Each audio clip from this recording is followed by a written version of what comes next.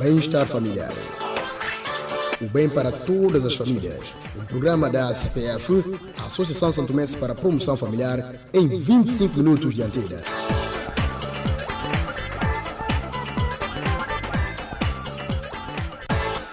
Bem-estar familiar. O bem para todas as famílias. Um programa da ASPF, a Associação Santomense para a Promoção Familiar, em 25 minutos de antena.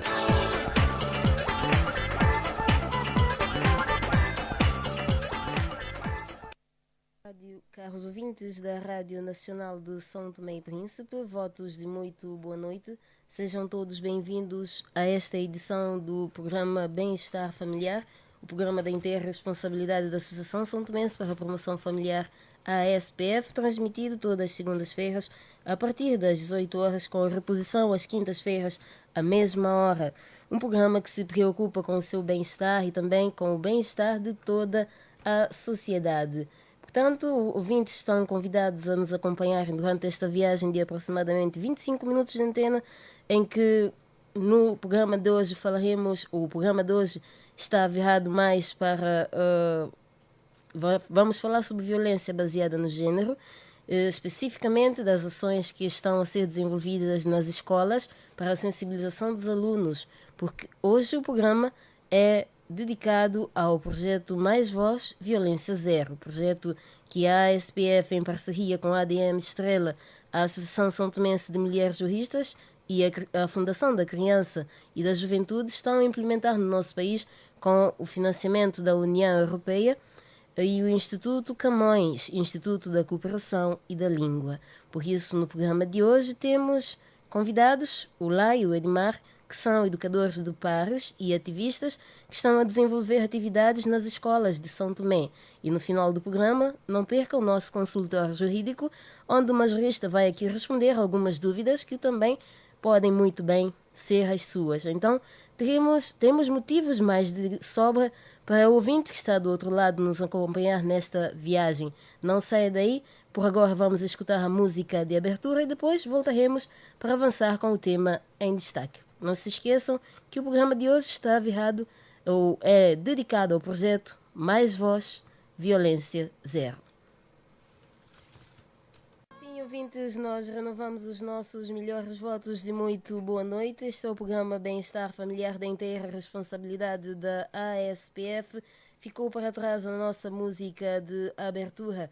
No âmbito do projeto Mais Voz, Violência Zero, os ativistas realizam várias atividades nas escolas, sensibilizações, dramatizações, entre outras. E para ficarmos a conhecer melhor quais os objetivos dessas atividades, temos connosco os ativistas da Fundação da Criança e da Juventude, o Lai e o Edmar, com os quais vamos passar já a conversa. Passo a vos dizer muito boa noite, sejam muito bem-vindos a este programa. Começaria pelo Lai. Boa noite aos ouvintes da Rádio Nacional. O papel a ligação da Fundação da Criança e da Juventude no âmbito do projeto Mais Voz Violência Zero é que já há alguns anos que a Fundação, em parceria com a Associação ADM Estrela, trabalhavam em diferentes em projetos. E não só em projetos e também em atividades. Sim. Algumas atividades em que um deles é fazer a sensibilização nas escolas, e também, para além disso, a Fundação já desenvolvia algumas atividades com outras ONGs de caráter social nas escolas. E também é um projeto que a Fundação sairá a ganhar, os jovens que frequentam a Fundação sairá a ganhar, e a juventude de São Tomé e Príncipe também sairá a ganhar. E o Edmar, qual é o principal objetivo destas atividades nas escolas? Boa noite a todos, é um prazer estar cá neste programa. Bom, o principal objetivo é a civilização. Temos que civilizar as crianças para que elas possam passar informação aos pais, aos colegas e às comunidades. Que tipo de atividades têm desenvolvidos nas diferentes escolas, ainda com o Edmar? Quando nós chegamos nas escolas, vamos falar um pouco do VBG, da violência baseada nos géneros.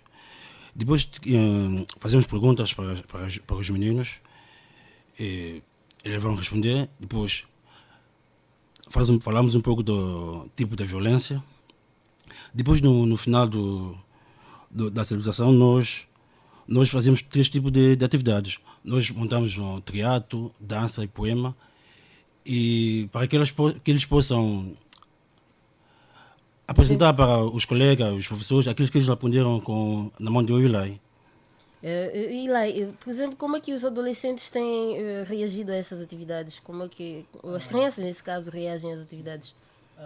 Em algumas escolas, alguns adolescentes aderem com muita satisfação. E as outras pensam que quando nós estamos a ir para a escola, estamos a fazer alguma coisa de mal.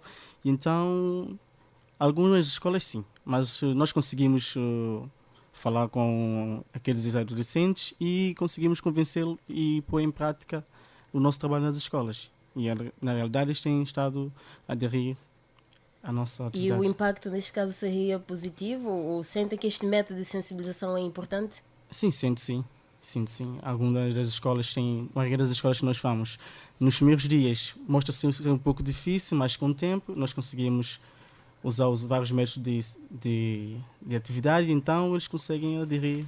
E quando eles aderem, por exemplo, conseguiram já deparar com algum caso de violência baseada no género por parte partilhado por algum aluno? Sim, nós temos em maioria das escolas que nós já fomos, nós sentimos 2 ou 3 casos de filhos que dizem que o pai bateu na mãe, o primo bateu na avó, os vizinhos que discutem bastante em casa, então temos estado assim.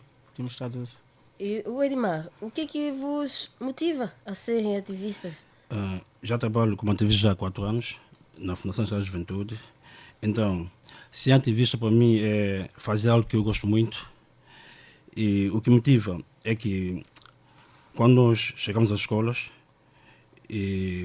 há vários tipos de comunidade. Há a comunidade que tem mais informação do VBG, há a comunidade que não. Então, quando nós chegamos a essas comunidades, nós notamos que as crianças não têm muita informação. E como nós passamos a informação nas escolas, e nós vemos que as crianças conseguem lutar contra o VBG. E quais são as vossas maiores dificuldades? A pergunta é para ambos, não é? Como é coisa que nós gostamos muito, a dificuldade é no início, porque nós temos que interagir com as crianças. Isso é que nos leva a alguma dificuldade. Mas depois nós conseguimos. Sim, também uma das maiores dificuldades que nós sentimos é em termos de marcar as ações nas escolas. Porque, segundo alguns diretores, dizem que tem que ter consentimento do Ministério da Educação depois para ceder o tempo e o espaço para poder fazermos as ações nas escolas. Essa é uma das maiores dificuldades que nós temos. E pelo facto também, o Edmar, aliás, quer acrescentar alguma coisa? Também temos nas escolas também que temos a ajuda dos professores. Também a escola também que nós não temos. E quando nós temos a ajuda dos professores é muito mais fácil a interagir com os meninos.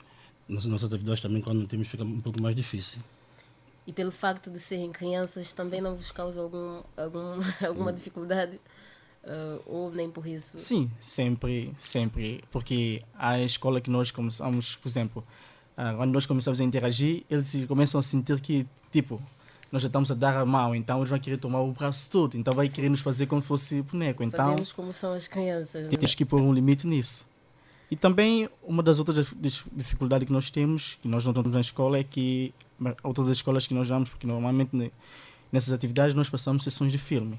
E as salas não apresentam as condições favoráveis para nós apresentarmos isso. E como já estamos a terminar este espaço de conversa, só gostaria de vos perguntar que apelo deixam aos jovens são-tomenses, no contexto geral, relativamente à questão de violência baseada no género, ou então que apelo começam já a deixar as escolas, certamente vão continuar com as atividades, não? Sim, vamos continuar, sim. Já começam a apelar às escolas para que fiquem preparadas para sim. O que apelo deixam? O que eu tenho a dizer para os jovens das escolas que normalmente nós vamos é que assim que nós chegamos na escola que ajuntasse a nós, porque o tema que nós vamos falar nas escolas é um tema bastante importante e não só a nível nacional, como também a nível internacional, porque nós sabemos que quando tratamos de atos de violências é algo que acontece ao nível geral, e então o que eu tenho para dizer ao jovem é que tem que aderir às nossas sensibilizações para eles ficarem mais ao par daquilo que nós temos para transmitir. O Lai falou muito bem também que eles possam passar a mensagem que nós estamos nas escolas, não só na escola, também que passam nas comunidades, e também se eles veem tipo, alguma violência a decorrer nas escolas ou mesmo na comunidade, eles possam ligar para a polícia, se for na escola, que possam chamar o diretor, para que nós possamos acabar com as violências nas escolas, também nas comunidades. Pois, então, muito obrigada pelas vossas palavras, por vossa presença aqui também neste programa de hoje. Boa noite para vocês. E assim, ouvintes, nós estivemos a conversa com os educadores de pares e ativistas da Fundação da Criança e da Juventude, que aqui nos esclareceu algumas questões, nos esclareceram algumas questões sobre as suas atividades realizadas nas diversas escolas do nosso país relativamente à violência baseada no género. Nós vamos fazer uma pequena pausa e daqui a pouco estaremos com o nosso consultor jurídico, portanto, não saiam daí. O sucesso de qualquer sociedade passa pela boa saúde daqueles que nela estão inseridos.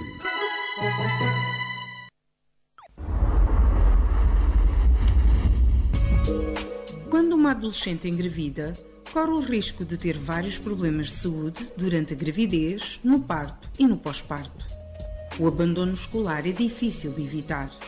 Os problemas financeiros começam a aparecer. O seu futuro está comprometido, assim como o do pai adolescente e do bebê. A gravidez na adolescência contribui para o atraso no desenvolvimento de São Tomé e Príncipe e é um problema de todos nós. O que podemos fazer?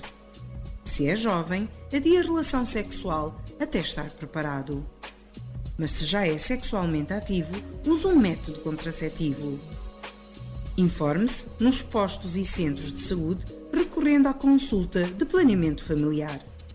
Dirija-se a um centro de interação jovem, na escola ou numa comunidade perto da sua casa. Participe nas campanhas de sensibilização e rastreios. Faça a prevenção, praticando a abstinência e usando métodos contraceptivos. E voltamos já para dar continuidade ao nosso programa Bem-Estar Familiar. O programa de hoje é dedicado ao projeto Mais Voz Violência Zero e que sempre neste programa temos a rúbrica de consultor jurídico. E connosco hoje temos a doutora Selma Castelo David, representante da Associação São Tomense de Mulheres Juristas, para nos responder aqui a algumas questões. Muito boa noite, doutora. Seja bem-vinda ao nosso programa. Boa noite. Obrigada pelo convite. Qual a diferença entre um crime público, um crime semipúblico e um crime particular? E onde é que a violência baseada no género se encaixa aí? Bom, boa noite, obrigada pelo convite e queria agradecer também em nome da Associação de São Tomé de Mulheres Juristas e em meu próprio nome. E para ser breve, uma vez que a rádio tem que ser sempre breve, a televisão também, para dizer que a violência baseada no género incide no primeiro crime, que é o crime público, uma vez que são crimes em que qualquer um que tenha conhecimento do crime praticado, um facto criminal praticado por um agente e que esse crime se baseia no género, estamos a referir no crime de violência doméstica, aprovado pela Lei 11 de 2008, qualquer um que tome conhecimento deste facto pode denunciar ao Ministério Público, à Polícia Nacional, à Polícia de Investigação Criminal, para desencadear o procedimento criminal contra o infrator. No que diz respeito a crimes semipúblicos, são aqueles crimes em que, para o Ministério Público desencadear o procedimento criminal, é necessário que a pessoa ofendida, estamos a referir ao ofendido, é aquela pessoa em que o legislador que aprovou o nosso Código Penal e outras legislações avulsas e o legislador também da Lei da Violência Doméstica aprovaram e que protegeram as pessoas que estão inseridas naqueles tipos de crime. Ou seja, estou a referir ao ofendido propriamente dito, a pessoa que é afetada física, psicologicamente, com a atuação de um outro agente. E essas pessoas é que devem fazer uma queixa, têm que estar presente, fazer uma queixa, formular essa queixa e dizer que desejam um procedimento criminal para que o Ministério Público prossiga. Porque se assim não for, não temos competência nem legitimidade para desencadear o procedimento criminal contra o agente infrator.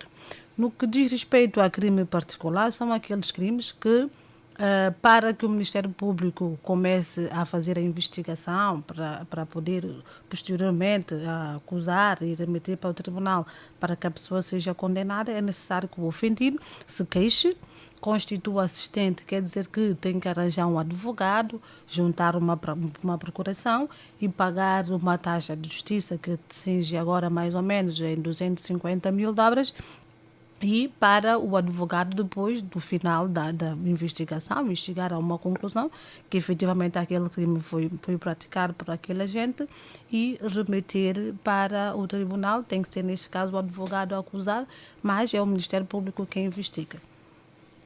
Qual a importância de denunciar um crime? Diria que a denúncia é um exercício de cidadania, melhor dizendo.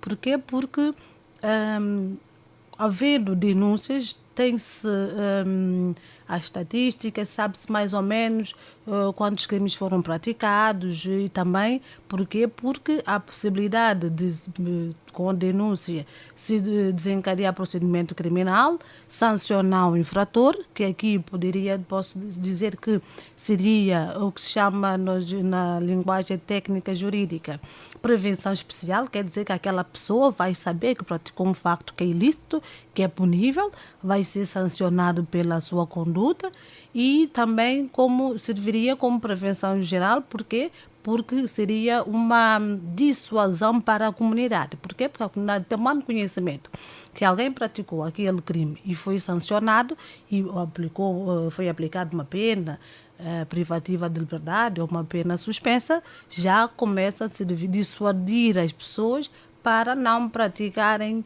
este crime. E como é que se deve denunciar um crime?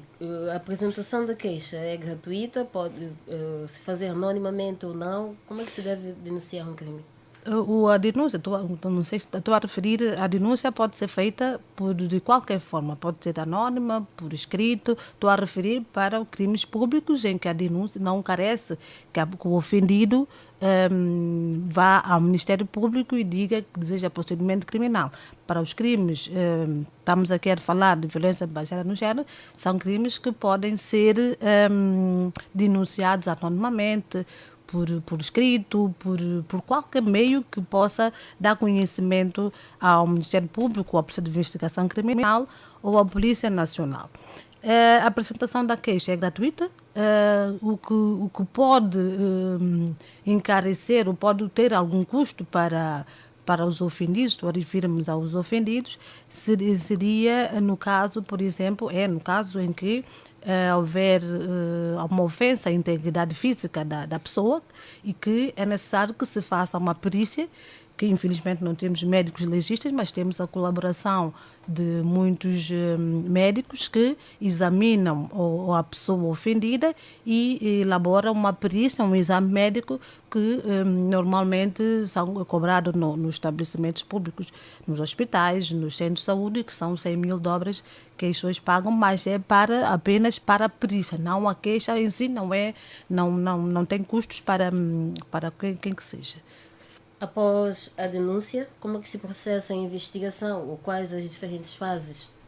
Bom, a investigação são vários atos em que o magistrado do Ministério Público ou a polícia, se o Ministério Público delegar na polícia, vai fazer algumas diligências, que nesse caso podem ser para o crime, estou-me a referir especificamente, porque nem todos os crimes têm mesmo o procedimento de investigação não é o mesmo. Estou-me a referir no crime de violência baseada no género, em que são ouvidas algumas testemunhas, são ouvidos o próprio ofendido, requer-se a perícia para analisar se, depois de ter sido perpetrada alguma agressão contra a ofendida ou o ofendido, neste caso estamos a referir que a violência baseada no género não é só para a ofendida, também pode ser perpetrada no ofendido.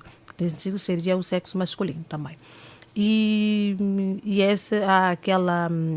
vai-se fazer aquela perícia, vai-se ouvir as pessoas, e para tal tem que se notificar as pessoas para elas comparecerem no Ministério Público, faz a notificação por telefone, pode ser por notificação, muitas vezes tem estado, não sei como, já não sabe que temos estado a enviar muitas notificações, muitas comparências das pessoas pela Rádio Nacional, porque infelizmente as pessoas fazem a queixa, depois de serem notificadas, tenta-se notificar a pessoa no local ou endereço que ela deu, não se consegue localizar, faz através da Rádio Nacional, o que muitas vezes tem levado à morosidade processual pelo facto de não se conseguir encontrar o infrator no local onde ele referiu que ia residir, nem a ofendida, e as testemunhas também muitas vezes são reticentes, porque como é aqui no nosso país se diz que briga de homem e mulher não se mete a colher, e muitas vezes as pessoas têm receio de aparecer, por isso é que às vezes estes processos, a tramitação é simples, mas são morosos por causa dessas situações que nos surgem na investigação e que dificultam um pouco a investigação. As fases de investigação são, estamos a dizer, fase de investigação que acabei de referir, temos a fase que é a instrução, que se vai recolher as provas para se verificar se a pessoa praticou este crime ou não. Se praticou o crime, depois, se praticou o crime é acusado, né, deduz uma acusação que é remetida para o tribunal. Depois também a pessoa ofendida pode requerer instrução contraditória, que é voltar perante o juiz, analisar as provas que foram produzidas e depois, se o juiz fizer o despacho de pronúncia, é enviado o processo para julgamento. O juiz vai marcar uma data que vai se ouvir todos os intervenientes do processo na audiência de discussão e julgamento. Doutora Selma Castelo David, muito obrigada por suas palavras aqui no espaço do consultório jurídico deste programa.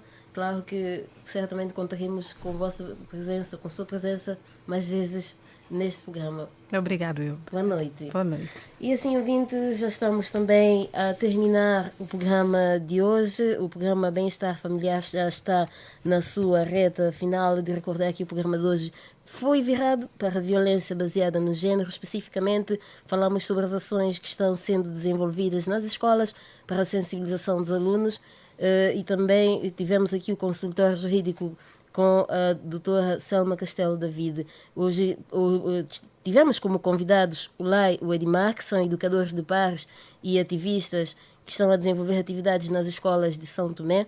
E, portanto, é bom saber que o programa Mais Voz Violência Zero, ou seja, o programa Violência Baseada no Gênero, é dedicado ao projeto Mais Voz Violência Zero, projeto este que é a SPF em parceria com a ADM Estrela, a Associação São Tomense de Mulheres Juristas, e a Fundação da Criança e da Juventude estão a implementar no nosso país com o financiamento da União Europeia e do Instituto de Camões, Instituto da Cooperação e da Língua.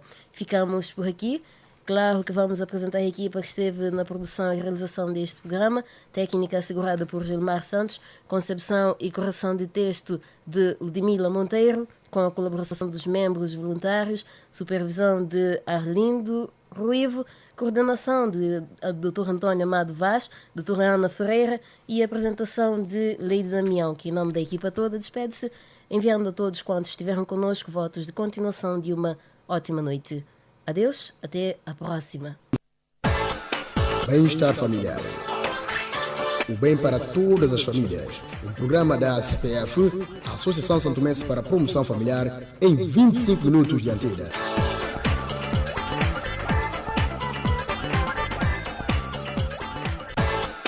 Bem-Estar Familiar. O bem para todas as famílias. Um programa da ASPF, a Associação São Tomense para a Promoção Familiar, em 25 minutos de antena.